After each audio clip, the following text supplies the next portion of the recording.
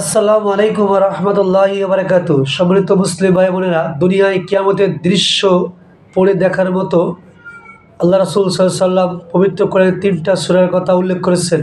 আসুন আমরা কোন ৩টা সূরায় কিয়ামতের ভয়াবহতা, কিয়ামতের দৃশ্য, কিয়ামতে কিভাবে হবে, মানুষ কিভাবে ছোটাছুটি করবে, আকাশ কিভাবে খসে খসে পড়বে, কবর কিভাবে তার সম্পদ বের করে দিবে, এই সব বিষয়ে কিয়ামতের নিদর্শনসমূহ পবিত্র কোরআনের ৩টা সূরায় আল্লাহ রাসূল সাল্লাল্লাহু আলাইহি সাল্লাম বলেছেন।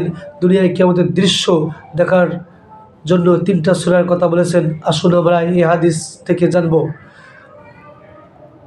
আন ইবনে উমর রাদিয়াল্লাহু আনহু قال قال رسول الله صلى الله عليه وسلم من شره أن ينظر يوم القيامة كأنه رآه عيني فليقرأ إذا الشمس كورت وإذا السماء انفطرت وإذا السماء انشقت।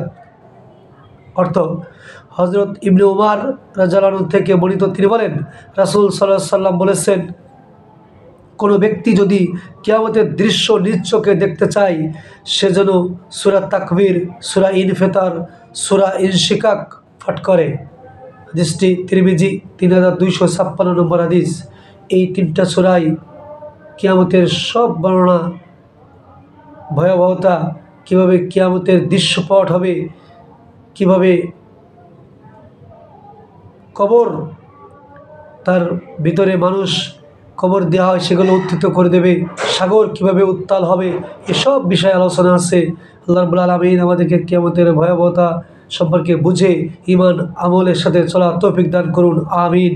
আসসালামু আলাইকুম ওয়া রাহমাতুল্লাহি ওয়া বারাকাতুহু।